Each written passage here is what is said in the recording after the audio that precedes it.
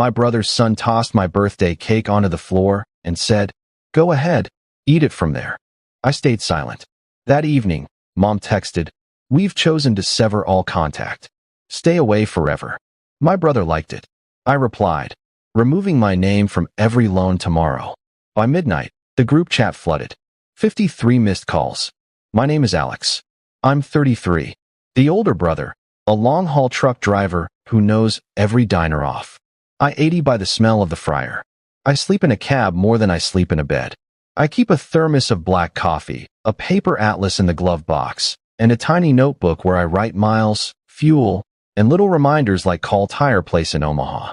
In my family, I'm the mover, the fixer, the one with big shoulders. That sounds flattering until you realize it means mule. Mom says I was born serious. Dad used to brag that I could back a trailer into a space the size of a shoebox. My little brother Ethan is the opposite. Flashy, loud, allergic to boring.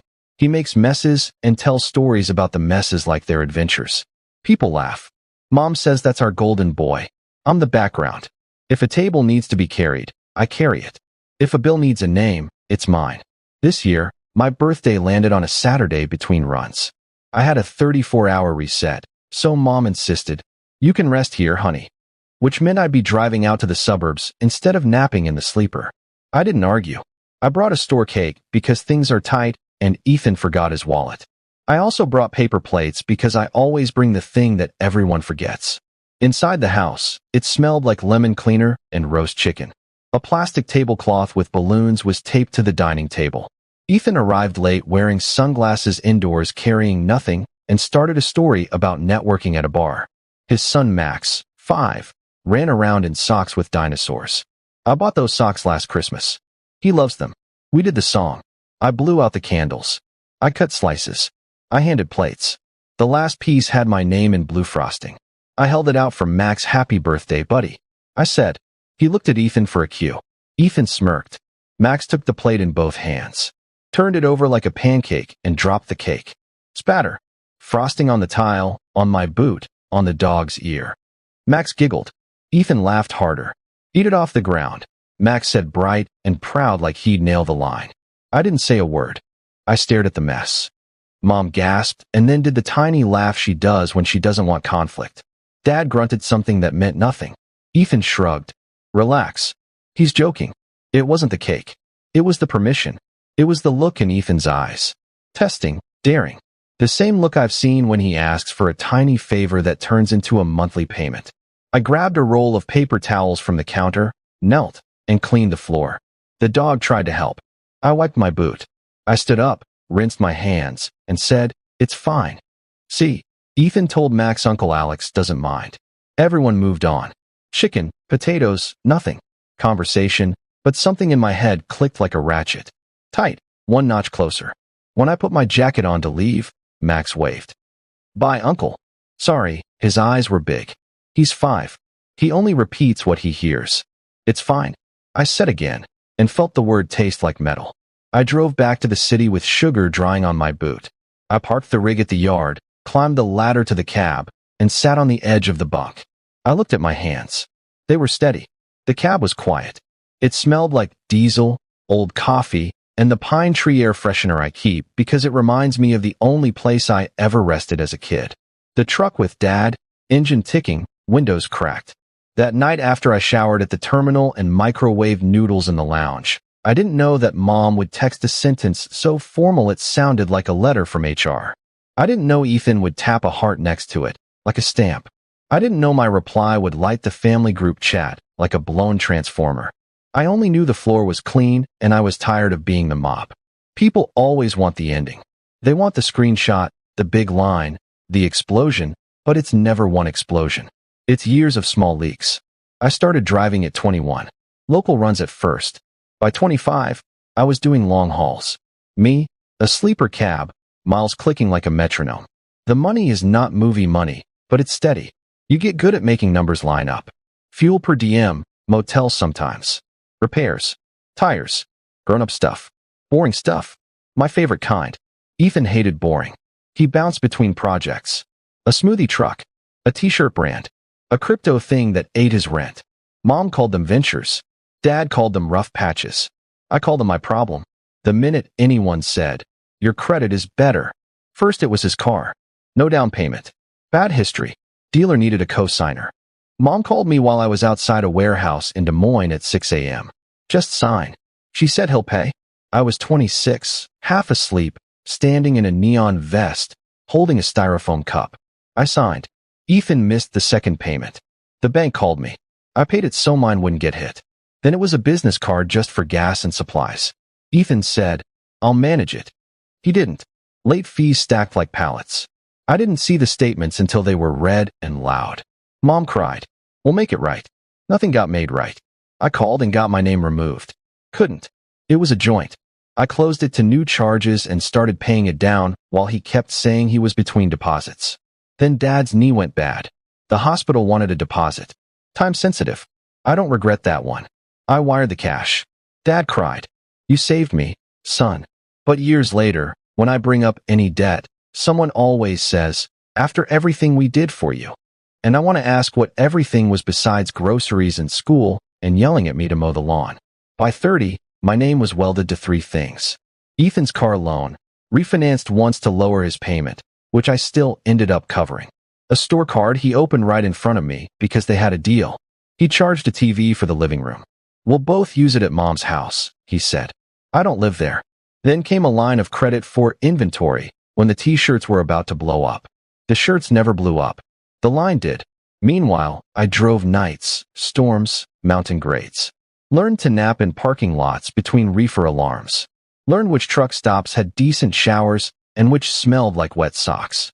Skipped birthdays and holidays because freight doesn't care about holidays. When I did show up, I brought meat from a good place, a cake, fixed Mom's squeaky door, changed a bulb, and let Ethan talk over me. We replayed the same scene every time. I provide, he performs, Mom beams at the brightness. Every ask came wrapped in a pretty bow. "It's just temporary. You're the only one we trust. You know we do it for you." The bow came off when I said no, which wasn't often. Whenever I tried, Mom would clutch her chest like the word cracked a rib.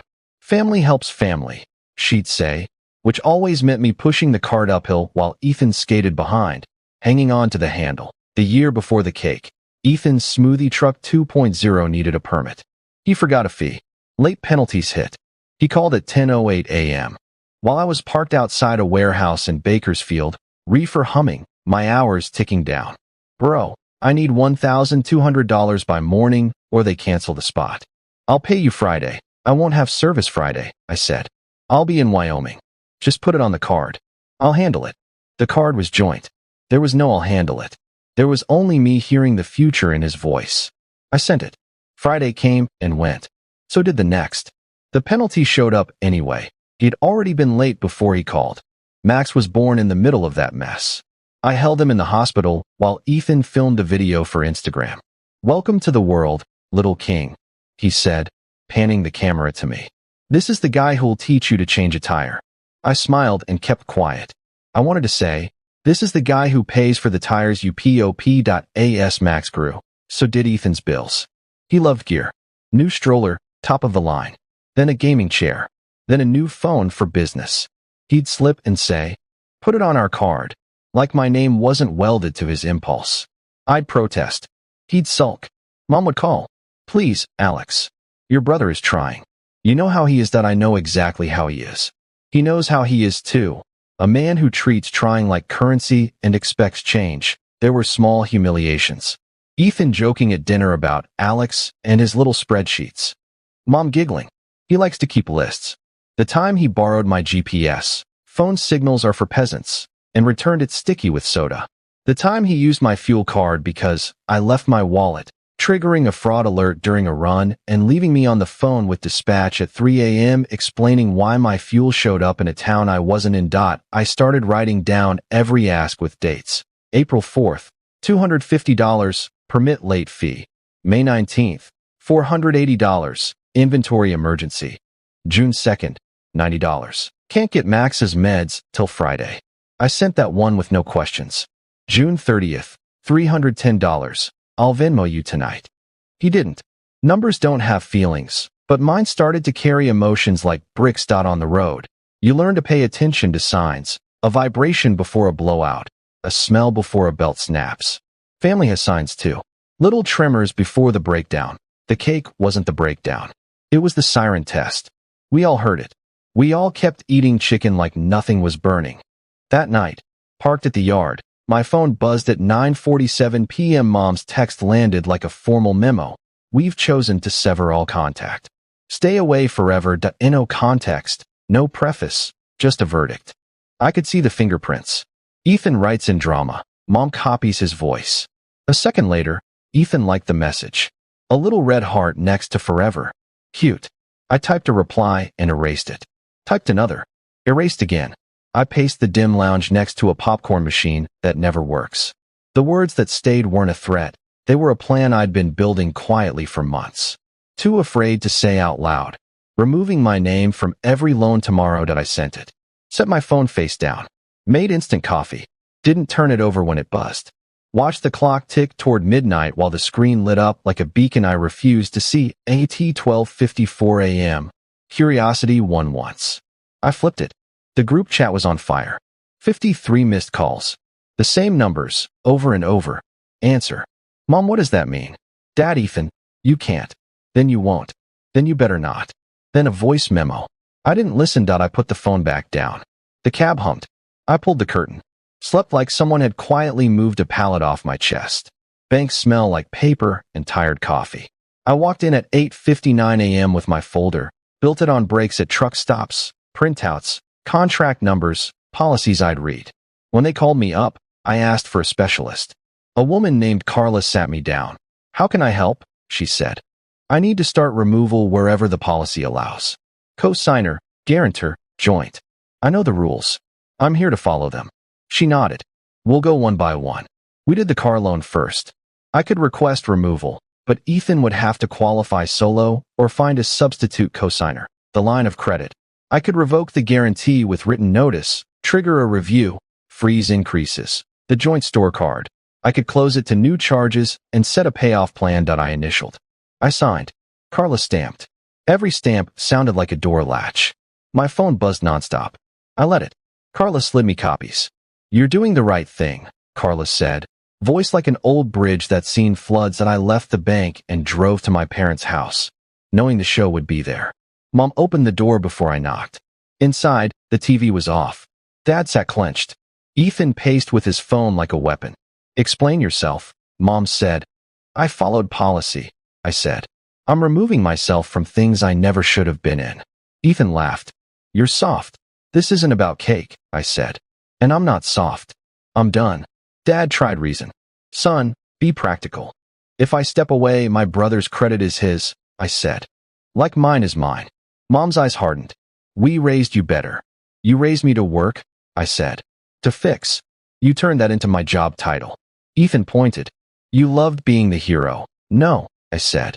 I loved quiet. Helping was the only way to get some. Undo it, he said. No, Max will suffer. Then teach him better. He'll learn from what you do, not what I pay. Mom's voice dropped. If you walk away, don't come back. You told me last night to stay away forever, I said. I'm finally listening. The first week was paperwork and quiet. I changed passwords, checked my credit, faxed forms at truck stops. Mom's texts came like waves. You're making a mistake. We can fix this. Max cried for you. Then silence. Ethan alternated between threats and jokes. Dad called once, voice tired. Just don't let it go so far you can't come back. Work felt different. My cab felt bigger. I cleaned, ate better, slept. On a reset in Cheyenne, I talked to a stranger about trucks and weather. It felt human again. No angles, no asks. Midweek, Carla called. Store account closed. Line of credit frozen. 30 days for your brother to qualify on the car. Thank you, I said, and meant it. That night, Mom texted, You don't leave family in the snow. That I replied, Love doesn't require debt. I won't carry yours. The silence that followed was new. Clear. Mine. Ethan showed up once. I left the chain on. You think that stops family? He said. It stops you. They'll repo the car. You'll ruin me. Get a cheaper one. Work near home. I have a son. So did Dad. He still worked. He twitched. Just co-sign once. No, say it nicer. I won't. And I won't explain it again. He leaned in. You'll regret this. Better than living as a wallet. He laughed, called me something small, and left. 2 days later, Dad texted, "Proud of you. Don't tell your mother." "Thanks," I wrote. He sent a thumbs up, small, but real. When the notices hit, Ethan sent screenshots. "Fix this." Then a photo of Max holding a note. "I miss you." "I miss you too, buddy," I whispered. "But your dad can fix this. Not me." I drove to a lake. No alerts, no noise. Just ducks and quiet. I made a list. Tires. Dentist. Day trip. Normal things. The group chat slowed. Mom wrote, "He abandoned us." Ethan liked it. The word abandoned used to sting. Now it didn't. A month later, "Please, one last chance," Ethan texted. "I believe you can figure it out," I wrote. "Responsibility belongs to who it belongs to." He sent a skull emoji. Then nothing. Mom sends forgiveness articles. I don't open them. Dad texts, "You good?" "Good." "Okay."